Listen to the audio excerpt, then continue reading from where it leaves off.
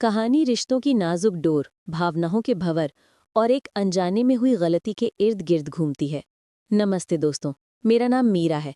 मेरी उम्र अभी 20 साल है और मैं अपने कॉलेज के फाइनल ईयर में हूँ। मैं स्वभाव से थोड़ी चंचल और नटखट हूँ, लेकिन दिल की बहुत साफ हूँ। मैं अपनी माँ और पापा के साथ एक छोटे से शहर में रहती हूँ। मेरी एक बड़ी बहन है जिनका नाम स्नेहा है।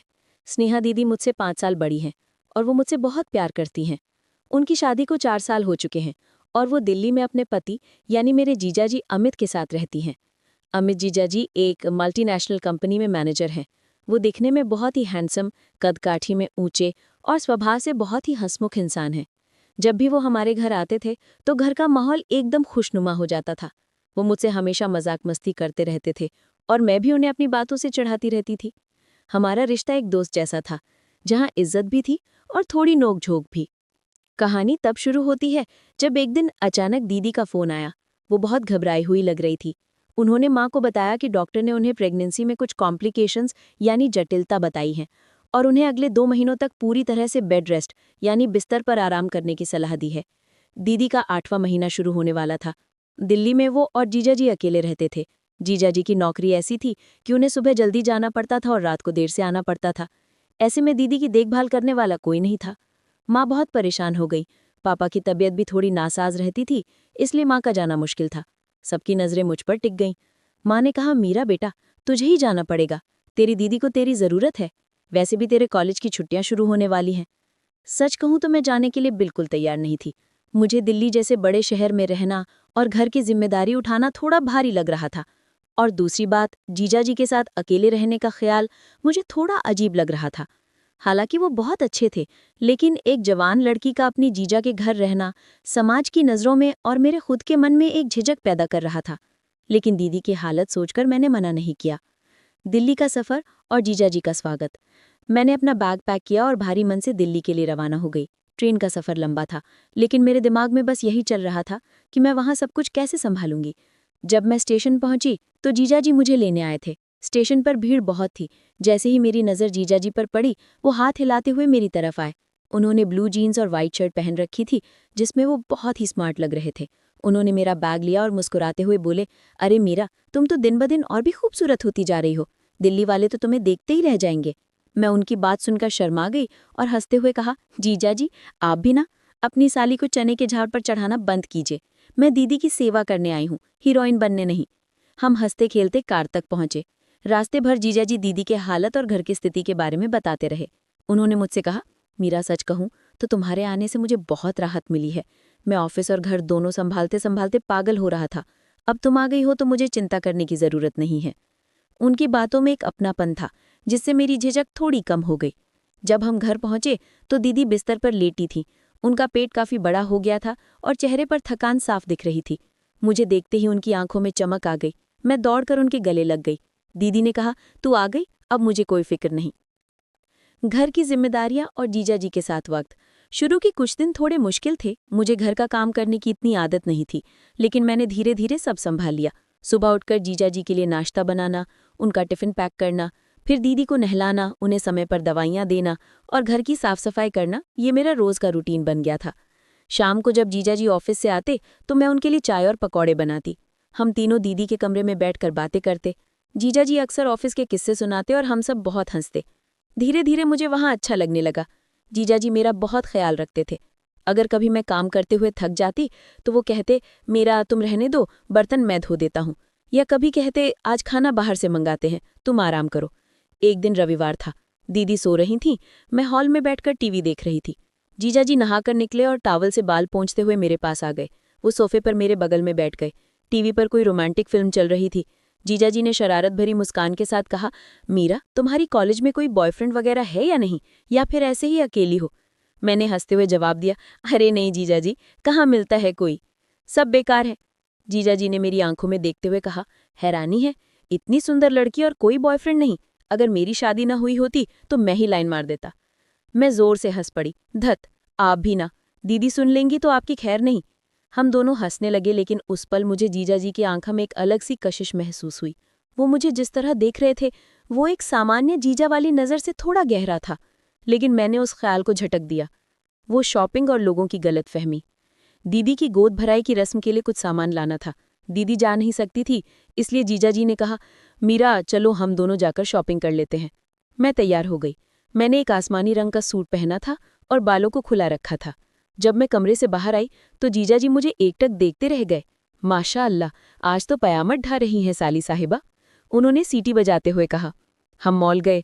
वहाँ हमने दीदी के लिए साड़ियाँ और बच्चे के लिए कुछ कपड़े खरीदे। एक दुकान में सेल्स गर्ल ने हमें देखकर कहा, सर आपकी वाइफ पर ये रंग बहुत जचेगा। मैं एकदम से सकपका गई। मैं बोलने ही वाली थी कि मैं उनकी वाइफ नहीं साली हूँ, लेकिन जीजाजी ने मेरा हाथ पकड़ लिया और मुस्कुराते हुए सेल्स गर्ल से बोले, हाँ मेरी पसंद हमेशा अच्छी ही होती है। दुकान से बाहर निकलकर मैंने जीजाजी को घूरते हुए कहा, आपने उसे सच क्यों नहीं बताया? वो मुझे आपकी पत्नी समझ रही थी। जीजाजी ने हंसते हुए कहा, अरे छोड़ो ना मीरा, अनजान लोगों को सफाई देने का क्या फायदा, और वैसे भी तुम पत्नी लगने में बुरी थोड़ी हो। अनकी ये बात सुनकर मेरा दिल जोर से धड़कने लगा। मुझे समझ नहीं आ रहा था कि वो मजाक कर रहे हैं या सीरियस हैं। उस दिन हमने साथ में लंच किया और खूब मस्ती की। उस दिन मुझे एहसास हुआ कि मैं जीजाजी के साथ सुरक्षित और खुश महसूस करती हूँ। तूफान से पहले की शांति। 1 महीना बीत चुका था। दीदी की हालत में सुधार था, लेकिन वो अभी भी ज्यादा चल फिर नहीं सकती थी। जीजाजी और मेरे बीच की बॉन्डिंग अब बहुत गहरी हो चुकी थी। हम अक्सर किचन में साथ काम करते वक्त टकरा जाते तो एक अजीब सी सिहरन दौड़ जाती। कभी वो गलती से मेरा हाथ छू लेते तो कभी मैं उन्हें तौलिया देते वक्त उनके करीब आ जाती। हवा में एक अनकहा तनाव यानी टेंशन था, जिसे हम दोनों महसूस कर रहे थे, लेकिन कोई कुछ बोल नहीं रहा था। एक दिन जीजाजी ऑफिस से बहुत तनाव में आए। शायद ऑफिस में कुछ बड़ा नुकसान हुआ था। वो बहुत चुपचाप थे, खाना भी ठीक से नहीं खाया और अपने कमरे की बालकनी में जाकर बैठ गए। दीदी सो चुकी थी, मुझे जीजाजी की चिंता हो रही थी। मैं उनके लिए कॉफ़ी बनाकर बालकनी में गई। रात के 11 बज रहे थे। बाहर मूसलाधार बारिश हो रही थी, ठंडी हवा चल रही थी। जीजाजी, कॉफ़ी? मैंने धीरे से कहा। उन्होंने चौंक कर पीछे देखा और मेरे हाथ से कप ले लिया। Thank you Meera. उनकी आवाज़ भारी थी। मैंने पूछा, क्या हुआ, आप बहुत परेशान लग रहे हैं? जीजाजी ने गहरी सांस ली और बोले, बस काम का थोड़ा प्रेशर है और कभी कभी अकेलापन महसूस होता है। स्नेहा दीदी बीमार है, मैं उसे अपनी परेशानी कह नहीं सकता। उसे स्ट्रेस होगा, बस घुटता रहता हूँ। उनकी हालत देखकर मुझे बहुत दया आई। मैंने हिम्मत करके उनके कंधे पर हाथ रखा और कहा, आप अकेले नहीं हैं जीजाजी, मैं हूं ना, आप मुझसे कुछ भी कह सकते हैं। उन्होंने मेरे हाथ को अपने हाथ में ले लिया और उसे सहलाने लगे। उनकी उंगलियों का स्पर्श मेरे बदन में बिजली सा दौड़ गया। तुम बहुत अच्छी हो मीरा। काश वो कुछ कहते कहते रुक गए। बहकते कदम और वो गलती। तभी अचानक बिजली कड़कने लगी और पूरे घर की लाइट चली गई। चारों तरफ अंधेरा छा गया। मैं डर के मारे आह करके चिल्लाई। जीजाजी ने तुरंत उठकर मुझे पकड़ लिया। डरो मत, मैं हूं ना, उन्होंने मेरे कान के पास फुसफुसाया। अंधेरे में हम दोनों एक दूसरे के बहुत करीब थे। बारिश की आवाज़ और हमारे दिलों की धड़कनें साफ सुनाई दे रही थी। जीजाजी ने मुझे छोड़ा नहीं, बल्कि अपनी बाहों में थोड़ा और कस लिया। मीरा, उन्होंने मेरा नाम पुकारा। उनकी आवाज़ में नशा था, दर्द था और एक अजीब सी चाहत थी। पता नहीं मुझे क्या हुआ, शायद माहौल का असर था या मेरे अंदर दबी हुई कोई भावना। मैं उनसे दूर नहीं हट पाई। जीजाजी ने कहा, आज मुझे तुम्हारी बहुत ज़रूरत है, क्या तुम मुझे सहारा दोगी? मैंने कोई जवाब नहीं दिया, बस खामोश रही। मेरी खामोशी को उन्होंने मेरी रजामंदी समझ लिया। उन्होंने धीरे से मेरा चेहरा अपने हाथों में लिया। उस पल हम दोनों अपनी हदों को भूल गए थे। दीदी बगल के कमरे में सो रही थी, लेकिन उस अंधेरे और बारिश के शोर में हम दोनों भावनाओं के सैलाब में बह गए थे। वो रात धुंधली यादों की तरह थी। जीजाजी शायद नशे में नहीं थे, लेकिन वो भावनाओं के नशे में चूर थे, और मैं बस उस पल में बह गई थी। हमने वो लक्ष्मण रेखा पार कर दी जो एक जीजा और साली के बीच होनी चाहिए थी। उस रात के सन्नाटे में हमने एक दूसरे के अकेलेपन को बांट लिया था। सुबह का पछतावा और सामना। अगली सुबह जब मेरी आंख खुली तो मैं अपने कमरे में थी। बाहर बारिश रुक चुकी थी, लेकिन मेरे अंदर तूफान चल रहा था। मुझे याद आया कि कल रात क्या हुआ था। शर्म और ग्लानि यानी गिल्ट से मेरा सर फट रहा था। मैं सोचने लगी, हे भगवान, मैंने ये क्या कर दिया? अपनी ही सगी बहन के साथ इतना बड़ा धोखा। मैं बाथरूम में जाकर बहुत रोई। मैं जीजाजी का सामना कैसे करूंगी? दीदी से नजरें कैसे मिलाऊंगी? काफी देर बाद मैंने हिम्मत जुटाकर बाहर निकली। दीदी जाग चुकी थी और हॉल में बैठी चाय पी रही थी। जीजाजी किचन में थे। मुझे देखते ही जीजाजी के हाथ से चाय का चम्मच गिर गया। उनका चेहरा भी उतरा हुआ था। मैं चुपचाप दीदी के पास जाकर बैठ गई।